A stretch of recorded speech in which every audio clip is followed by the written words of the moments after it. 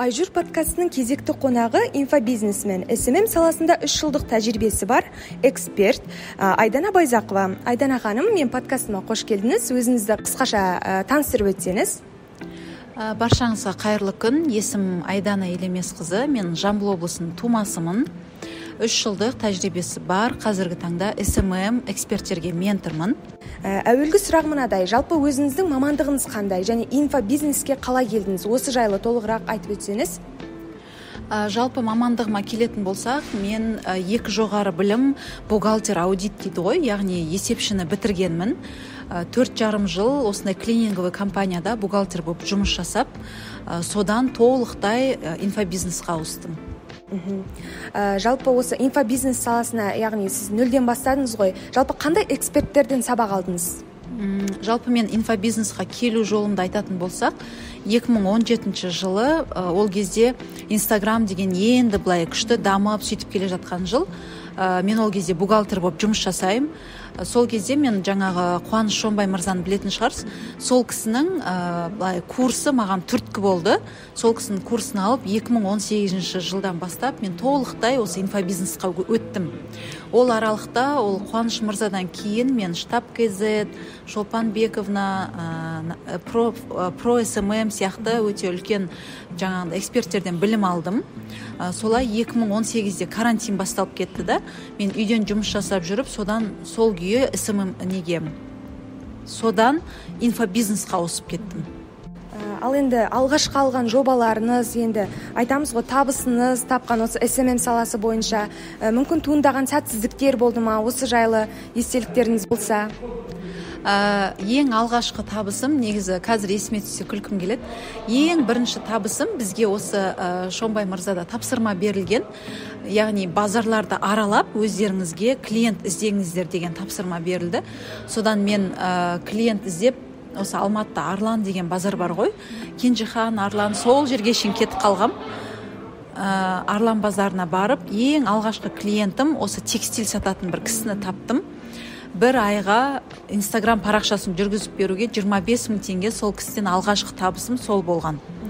Одан кейін ол кісінің Instagramын жүргізіп, жаңағындай стористарын салып, ол кезде Reels деген жоқ. Солай жасап жүргенде, ол кісінің қасындағы кісілер сұрай бастаған ғой, осы кім жүргізіп жатыр деп, сарафанное радио дейміз ғой. Сөйтіп, сол кісінің қасындағы тағы 2-3 адамдар маған жазып, бір айда солай 25 мың, 30 мыңға 3-4 проект алып, алғашқы осы инфобизнестағы 100 мың теңгемді сол 2018 жылы тапқанмын.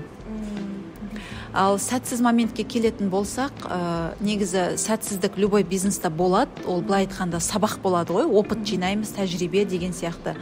Мен Штаб КЗ-де оқығанда, ол жерде онлайн продюсер деген мамандықты оқығанмын.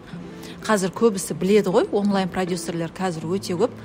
Сол онлайн продюсерді оқып, бізге тапсырма берілді. Бір экспертті тауып, сол экспертті былай айтқанда нарыққа шығаруымыз керек. Яғни доходқа шығарып, оның өнімін упаковать етіп деген сияқты. Содан мен бала психологы, детский психолог дейміз ғой орысша. Бала психолог бір экспертті таптым, Гүлмира ханым. Қазір ол кісі мықты психологтардың бірі. Сол кісімен ең алғашқы болып жұмыс жасадық. Ол жерде сәтсіздік дегенде сәтсіздік деп те айта алмаймын, бірақ тапқан табысымыз аз болды да, шығынымыз көп болып кетті. Себебі ол енді менің алғашқы тәжірибем болды ғой, бұл 2019 жыл басы. Расходымызды дұрыс есептей алмадық. Рекламаға видео түсірдік, реклама жібердік. Сондай көп расходтар жасап алдық та, бірақ түскен табысымыз екеумізге бөлгенде ойымыздағыдай болмады. Бірақ бұл осы тәжірибе мен үшін де, Гүлмира ханым үшін де, мүмкін тыңдап отса білетін шығар, ол кісі үшін де кәдімгідей үлкен опыт болды, бізге тәжірибе болды. Осы Инстаграмды ол кісі қолға алып, біз бірге жұмыс жасағаннан кейін, ол кісіні 2 рет телевидениеға шақырту алды ол кісі. Бірінде Астарлы ақиқат деген не бар ғой, телепередача, сол жерге шақырту алды. Және де екіншісінде ол кісі неге шақырту алды? Бір балалар психологы керек болып, тағы да бір бағдарламаға шақырту алып, бірден солай телевизордан бірақ шықты ғой, былай айтқанда. Ол кісі де довольны болды. Енді мен де довольны болдым, себебі табыс жағы аз болғанымен бізде былай айтқанда жеке бренд күшті дамып кетті да. Ол кісі бұрын үйде баламен отқан кісі, негізі өзі мектепте психолог болған ғой, бірден телевизордан бірақ шықты былай айтқанда.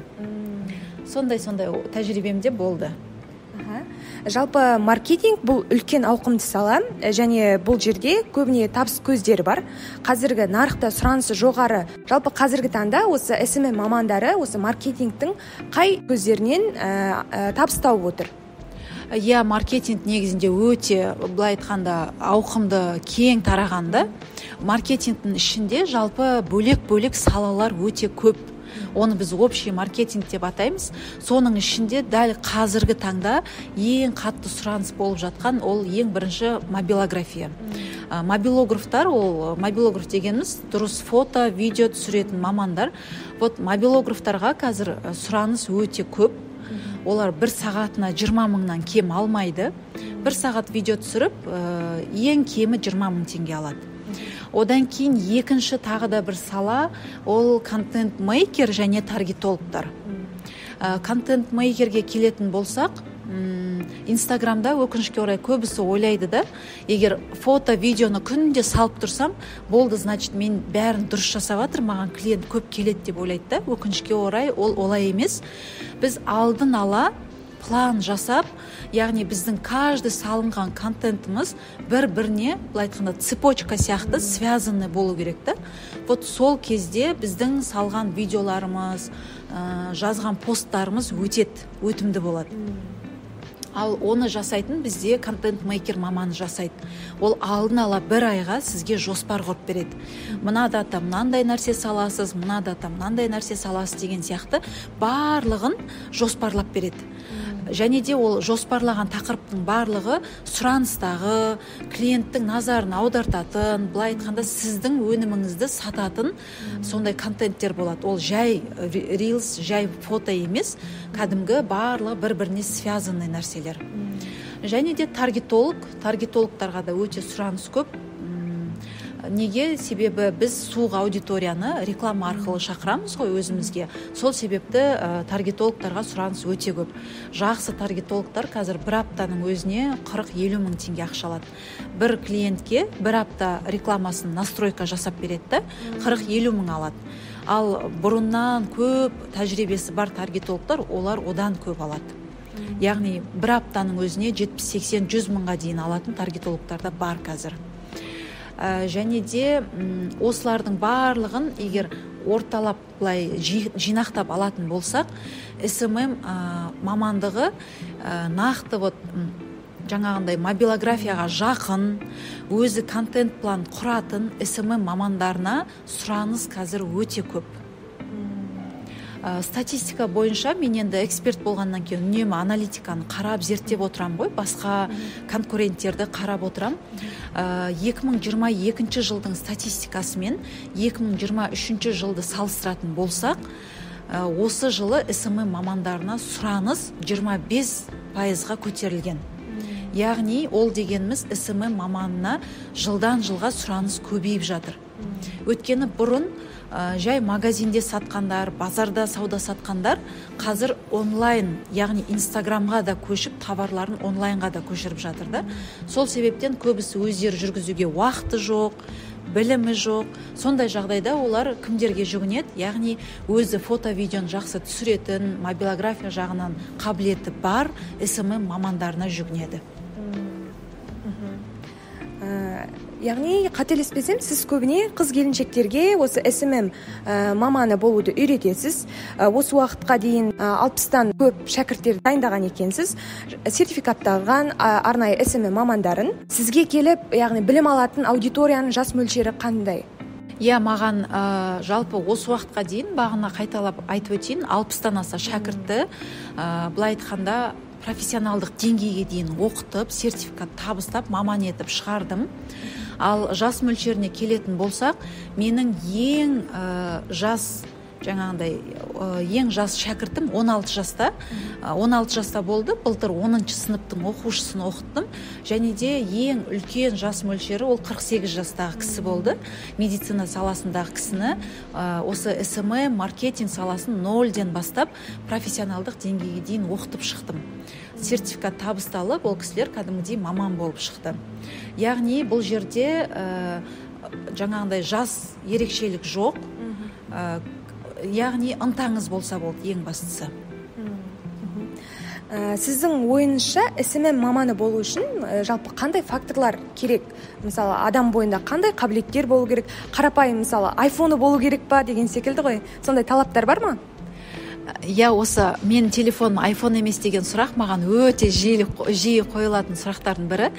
Жоқ, еш нәрсені қиындатпаймыз. Әрине айфон болса жақсы. Бірақ айфоным жоқ деген ол, яғни мен білім алып бастап кете алмаймын деген сөз емес. Менде жай Samsung-пен де, Android-пен де оқып жүрген шәкірттерім бар, және олар кәдімгідей табыс тауып жүр сол Android телефонның өзімен. Сол үшін ол шектеу біздің мида ғана, мүмкін емес нәрсе жоқ.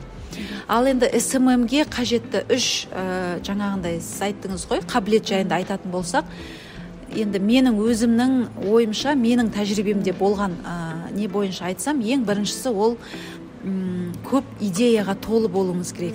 Орысша айтқанда креативный дейді ғой. Біз креативный болуымыз керекпіз. Идеяға толы, насмотренность жағы бізде жоғары болу керек. Сосын кейін басқа конкуренттерден уникальность дейді ғой, ерекшелене білуіміз керекпіз. Өзіміздің әр адамның өзінің бойында ешкімге ұқсамайтын қабілеті болады ғой. SMM мамандары соны аша білсе, ол күшті. Яғни бірінші қабілет ол креативный болуымыз керек. Екіншісі ол клиенттермен, жалпы кез келген адаммен дұрыс қарым-қатынас құра білуіміз керек. Диалог дейміз.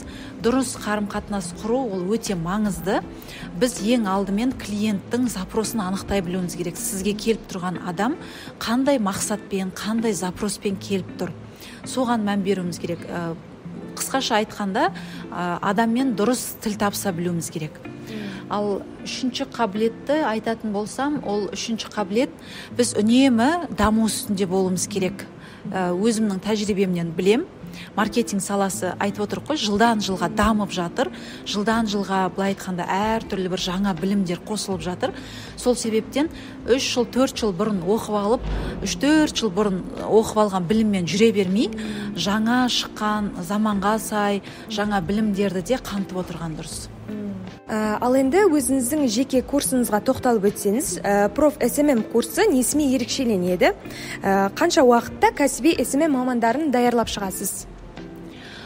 Менің проф SMM курсымда бұл жерде таза практикалық сабақ, офлайн формат, яғни біз көзбе-көз отырып, мен былай қазақи жалпақ тілмен айтқанда, қолымен ұстап, көзімен көріп, осы SMM маркетинг саласын 0-ден бастап, профессионалдық деңгейге дейін толық үйретіп, кәдімгі полноценный маман етіп шығарам.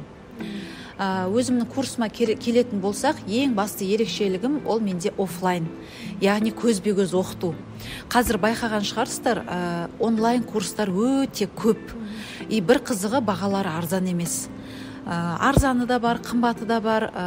Онлайн адамдар алады, бірақ орта жолға келгенде тастап кетеді. Ары қарай оқымайды да, қалып кетеді. Былай айтқанда сіздің ақшаңыз слив болады да, ауаға кетеді.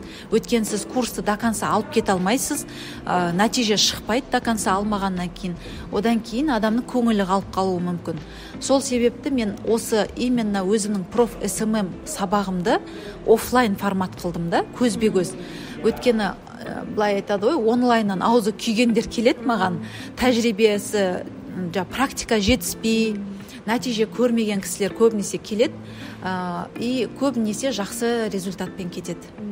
Ал енді болжап көрейікші, эксперт ретінде алдағы 5 жылдықта жалпы SMM саласы қаншалықты деңгейде дамиды, қаншалықты нарықта сұранысы болады? Дәл қазіргі күндегідей нарықта сұранысы жоғары болады ма?